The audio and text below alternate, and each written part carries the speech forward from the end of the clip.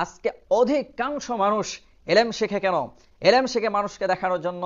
মানুষ আমাকে আলেম বলবে, মানুষ আমাকে মুফতি সাহেব বলবে, মানুষ আমাকে মুহাদ্দিস বলবে, মানুষ আমাকে বড় বক্তা বলবে, মানুষ আমাকে বড় এরকম মুফাসসির বলবে, মানুষ আমাকে মুহাদ্দিস বলবে, বিশাল বড় বড় হুজুর বলবে, আমাকে মাদ্রাসার মুহতামিম বলবে, আমাকে মসজিদের খতিব বলবে, আমাকে মসজিদের ইমাম বলবে, আমি মাদ্রাসার হাফেজ সাহেব, আমাকে হাফেজ সাহেব বলবে, মানুষ আমার সুনাম করবে, মানুষ আমাকে ভালো মনে করবে।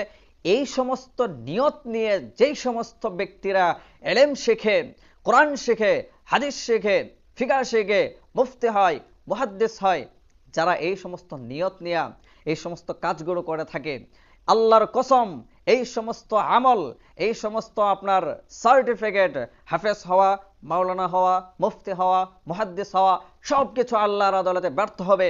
কোনো কিছু আল্লাহর আদালতে গ্রহণযোগ্য হবে না। এই সকল সার্টিফিকেট নিয়ে ব্যক্তিকে জাহান্নামে নিক্ষেপ হতে হবে।